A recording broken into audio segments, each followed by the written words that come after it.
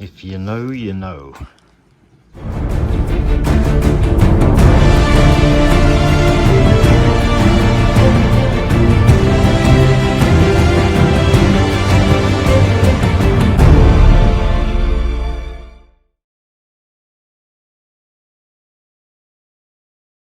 Morning. So I'm back at the River Barrow near the Black Cloughs.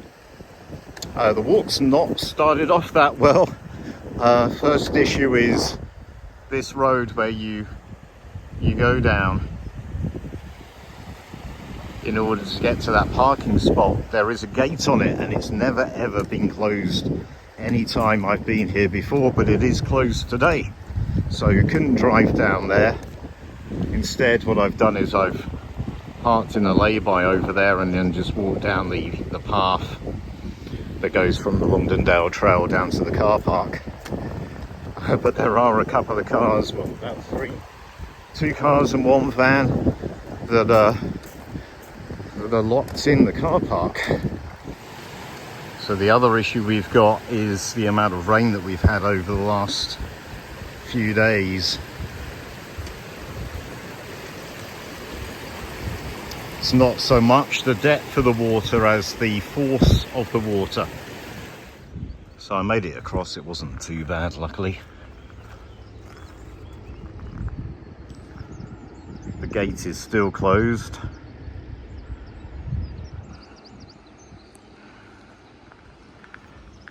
I wonder how long those cars are going to be trapped.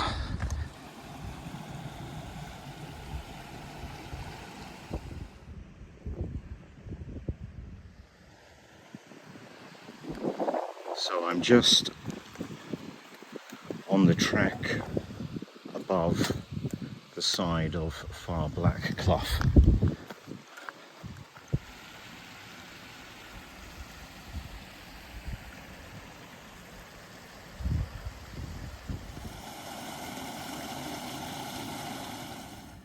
I've never walked this far up this track before. And we're getting to the point where on the map the track just comes to an end. So the track does continue, although it's not marked on the map. Seems to be curving around though, and that's not the direction I want to be in, so I'm gonna cut across here, go off piste. There's a short distance and then I'll join up with another track. So this is tough going, slow going.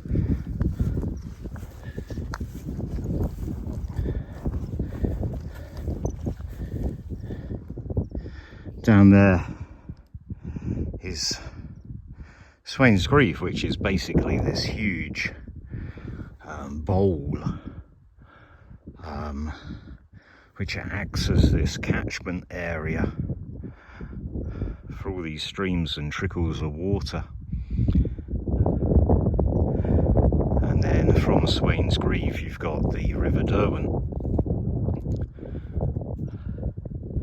So I'm trying to cut across to the Barrow stones, and what that means in reality is just constantly having to cross these sometimes quite deep groughs. I am wondering whether I'd be better off just going a bit further up onto the higher ground. I don't know if there's a path or not. There's nothing marked on the map. But I'm kind of, at the moment, I'm kind of heading diagonally rather than going directly to the Barrow stones. I'm kind of go diagonally, so I am going up as well in the hope that I can meet some kind of track, or at the very least not have to deal with such deep groughs as these, because it's quite exhausting clambering up and down all of them. And I know that there's many of them between where I am and where the Barrow stones are. So that's Swain's Grief just there.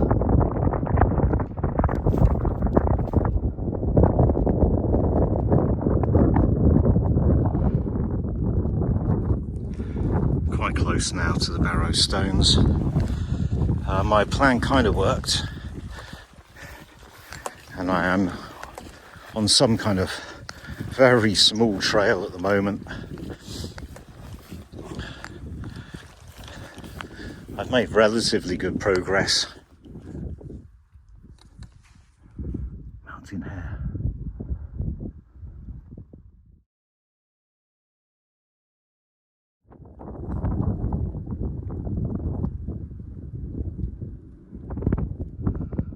Made it. So these rocks right here are they're only the beginning of the Barrow stones.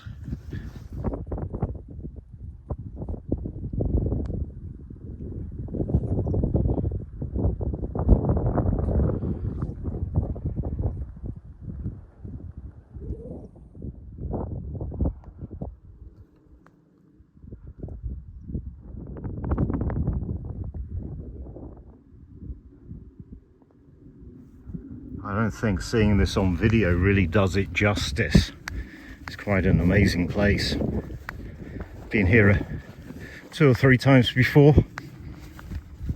Never from the direction I've just come in today though.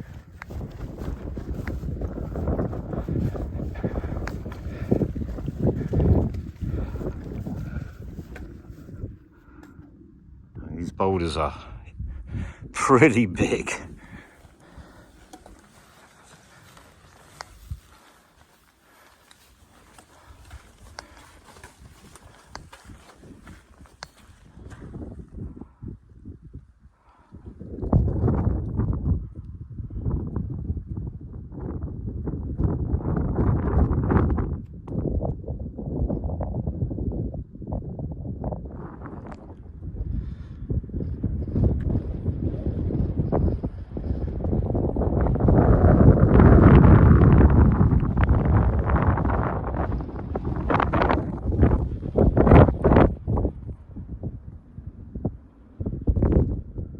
Look at these views.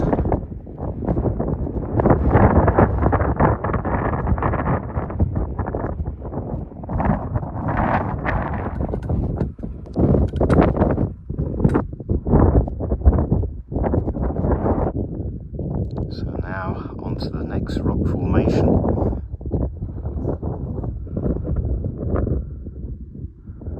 Look at that for a view. The next rock formation is just here. Not far to go for this one. This one's one of my favourites, the Grinah stones. Been here many, many times.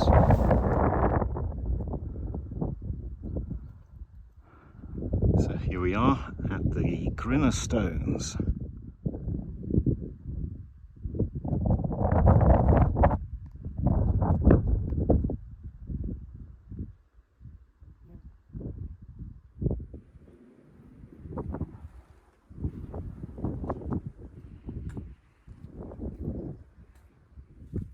This spot here is a little bit tucked away, and it's an old favourite.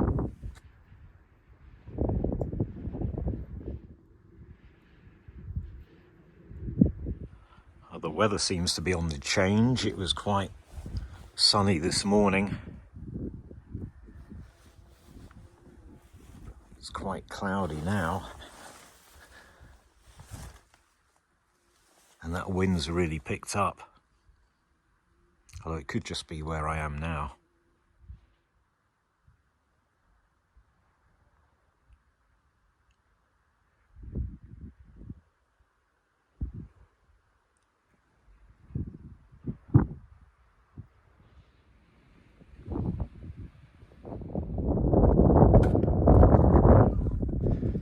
So I've just backtracked to the Barrow stones in order to take this footpath here, which goes up to Round Hill. There's the Barrow stones. There's the Grinah stones. Now on the top of Round Hill. Okay, so that path did its the best possible job of getting across that moorland, avoiding the worst of the bogs, but it is still incredibly boggy on that path. I'm pretty much at the end of it now. This year, for some reason, I have found loads of weird abandoned machinery and vehicles just in the middle of nowhere. This wasn't here last time I was here.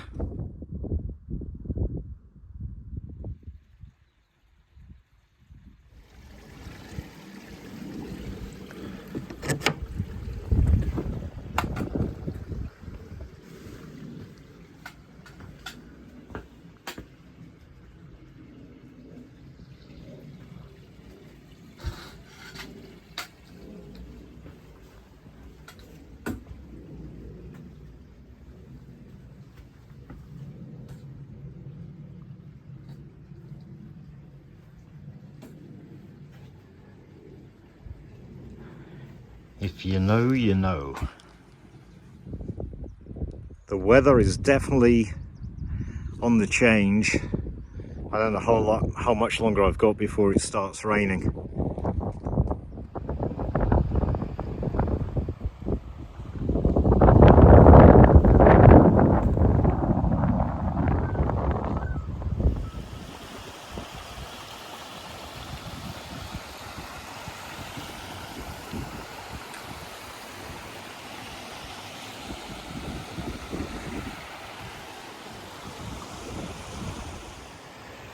So I'm about halfway along the route, the plan route, and I've decided to make some changes to the route to try and cut it a little bit short.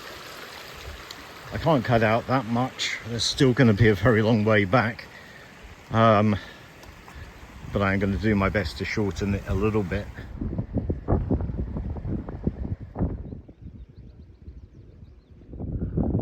Those are the Shepherd's Meeting stones, and that's Hallclough. The path does officially go up Hallclough, but about halfway up, the path pretty much disappears, and it is very steep, and yeah, there's a fairly big drop off, so you have to be very careful where you're putting your feet. I'm on this track, which isn't marked on the map. I suspect it is just a sheep track, but it does seem to be taking me where I want to go. It's going in the right direction, and if worst comes to worst, all I need to do is just climb up there. But hopefully this path will kind of wind up there anyway, eventually. Well, I've popped an electrolyte tablet in my water, and it may just be a placebo effect, but I'm feeling much better now. This path I'm on definitely is used by people. There are a few muddy footprints, and it's pretty much taken me where I want to go. I'm just below the Dean headstones now. It would have been quite nice to walk through the Dean headstones, and I could do that if I wanted to, but I can't be bothered. Some incredible views.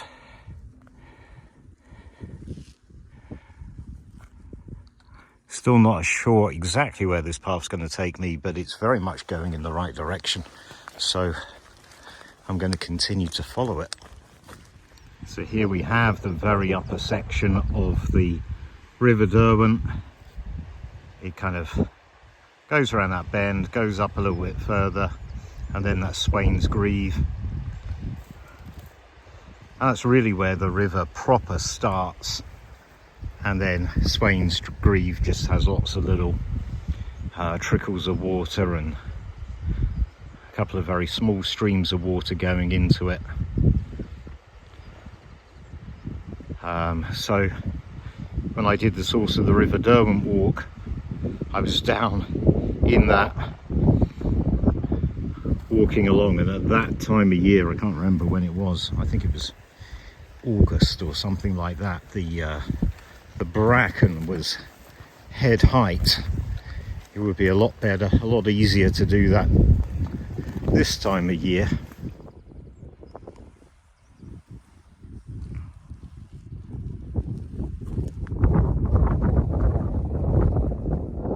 Well, that track worked out perfectly.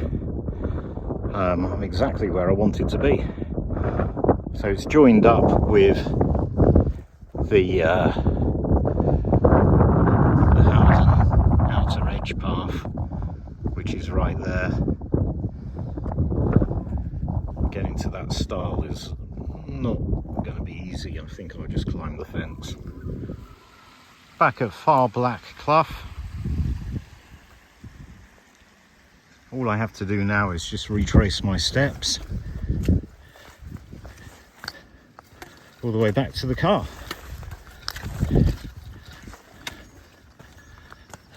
And the sun's come out. And it was getting quite chilly in the winds, but the winds died right down, or I don't know whether the winds died down or I'm just somewhere sheltered, but the wind's gone right down and sun's come out and it's really hot again. It's quite muggy. It looks like that road is still closed off. Approaching the end now. So it wasn't the walk I initially planned to do, but I think it's worked out quite well. Very happy with some of the decisions I made. I'm happy with the final route. It's been really good, actually. I can see at least one car still parked down there, although I don't know whether it was one of the ones from this morning.